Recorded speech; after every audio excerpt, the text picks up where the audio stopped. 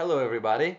Today I'm going to talk about Compendium Warscroll, a really hot topic in the last couple of months, and I want to give you an opinion from a new player. Compendium Warscroll is a section at the end of the general handbook where there are all the point costs for units that are most of them not available. If you want to know a bit more what they are, especially why this discussion came out, I suggest to listen to the podcast of Heelanhammer. Heelanhammer is a great podcast that I really suggest to listen. Episode 168, where they actually basically talk about their own tournament and what was the process. So the problem came out when an independent tournament, the South Coast GT in the UK, that actually is the biggest independent tournament in the UK, decided to don't allow the Compendium Warscroll in their tournament. What they've then decided to do after the community came out with a lot of discussion and also after talking with the game workshop, what they came out is that instead of removing the companion war scroll, they decided to increase the points of some unit. Now, already now, you probably are a bit confused because what does it matter removing companion war scroll with increasing point? And this is what actually I'm going to give you two different answers for these two different topics. If it is right, increasing the point, what I think about the point that increase regarding the Tomb King, and also a specific solution for the Tomb King that I would like to say, also for eventually Bretonnian or other faction that are in the Companion War Scroll. But about this one, I'm going to talk in the next video. While in this video, I'm going to talk specifically about Companion War Scroll and why they shouldn't be removed from any type of tournament.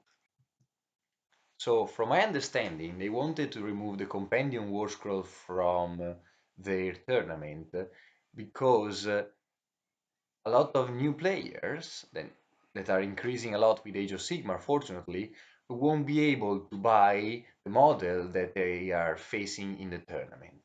Now, I'm going to give you my opinion, an opinion from a new player. I'm a new player of Age of Sigmar, and there are a lot of factions that I never played against. And one of the most amazing things, and that I enjoy the most, is to play against something new. That could be a new release, that could be a model that is there that I never played against, or that can be an old model. Uh, that doesn't matter. The things that is cool is to play against something new. I never played against Dwarf. I never played against Beastmen. I would love to play against this faction. And if I take, for example, dwarves, okay, I'm sure that there are some models that are available that are called dispossessed, and then some that are probably in the compendium under dwarf, probably. I'm not 100% sure, but I believe it's something like that. And I wouldn't mind to play against either one or the other, a mix of the two. And then while I'm playing, I will ask, oh, well, that model is really cool. What model is this? Oh, you can find it in the game, in the workshop website. Oh, and this one, oh, this is an old model that I have. It's not anymore available, but this is how what it does. Oh, that's super cool. And the fact it is, if the model is not anymore available, this is not a negative fact. It's just how it is. And this makes it even more cool to play against because you know that you're going to play against something unique, basically. And I played once against this man that play with a horde of zombie and with I think was Neferata and other characters in metal, and it was super cool to see this man play with his metal old soldiers, and I really did enjoy the game. And it's not that I was upset because he was playing with a model that of course is not anymore available, because you can also see that is an old model, and but it was cool to play against, and all the rules were of course available for free to everyone. The main point of this video is this one. It's not a problem if if a new player played against someone that has a model that is not anymore available. It's not a problem, it's something cool. It's not a problem because it's normal that there are old model and new models. Some of them I will be able to buy and some other I won't be able to buy. And that's how it is. There is nothing wrong with it. What I believe is wrong is that to a person, you have some model and we are not allowing you to play with them because I think that's personally think is wrong. Now, I don't know how Game Workshop was 30 years ago or 2 years ago. I don't know if there were some faction that they completely canceled or wherever. What I know is that now I'm a new player and I see Game Workshop now is an amazing company with a community that listen to the people. And if they tell to us, okay, we don't make any more the model, but you can still play with them, that's not an issue. Why should be the community or part of the community to tell to the other one you shouldn't play with them? That doesn't make any sense for me. And I'm going to explain this one with a really simple example that I think could be useful. Let's take a brand of car. Let's take Mercedes.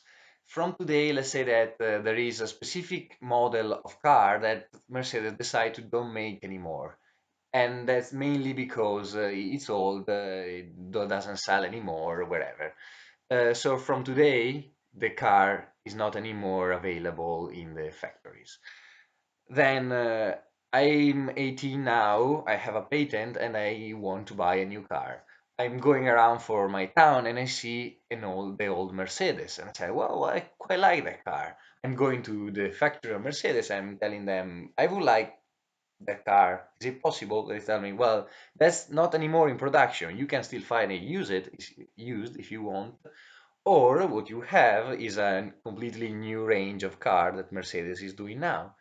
And I think there is something wrong on it. No, that's completely fine. What would be really weird is if the person a lot of people in the town says, well, now there are a lot of person that are going to have the patent, and maybe they like the old Mercedes, so it's better if we are going to tell to the person that has the Mercedes, hey, you are not allowed to go around with your car anymore. Because maybe the new people that see it, they want it, but Mercedes doesn't do it anymore. So please don't use your car. That's on my mind doesn't have any sense. And then you can say, well, but that's a bit different because in a tournament you have a competitive thing, so all the players should have the same access to the all the armies to have the same chance to win. And that's not true because are the limit that make it fair a game. So are the 2,000 points that should make every single game mm, fair.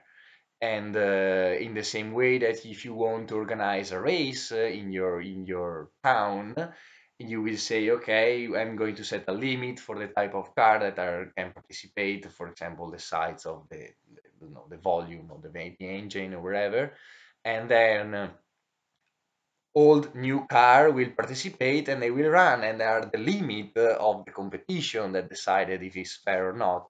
So if I'm going to look or if I want to participate, I can either buy an old car on eBay, or I can buy a new car and play in the race. If there is a single car that is a bit too powerful, what I can do is restrict a bit of the limit of that car that can be new or old. And this is exactly what they've done later, that is adjusting the point for some unit that were for them undercosted. And that's absolutely fine. That's the right thing to do. But say you can't use it, that's probably not the right way to go. So one thing that I would like you to try to understand is that because one thing happened before, it doesn't mean that it needs to happen again, especially now that Game Workshop has changed so much.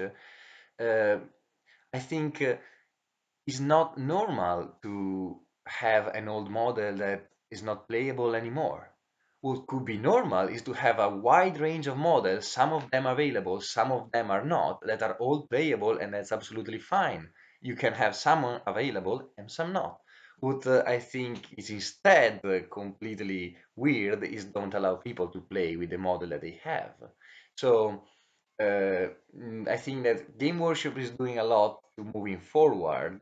I hope that also really expert player that maybe have different idea regarding a companion war scroll, we consider also this option that is basically, again, no problem having a wide range of models that are available and another wide range of models that are not available because all the rules are there free for downloading. And new player love to play against something new. I think as you long time player love to play against the new release because it's the only thing that you never played against yet. For me, playing I would love to play against all the unit that I never played. That some of them are the new release and some of them are old model that are not anymore available. In conclusion, I'm happy about the decision that they did take. Also because being the biggest tournament in the UK is a kind of guideline for a lot of other tournaments. And this shows how they are really good people, um, and they've listened to the community and they were able to change their idea. So thanks for that.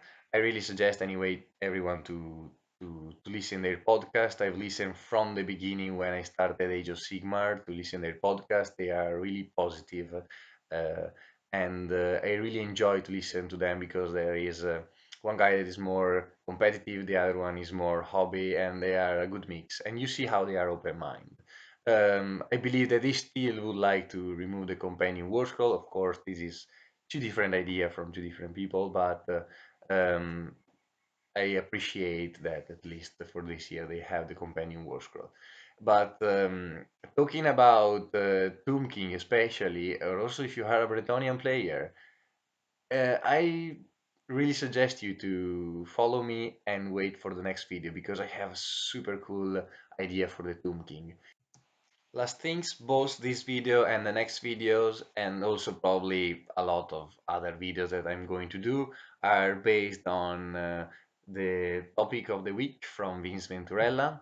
That is a really nice YouTube channel that I really suggest you to follow.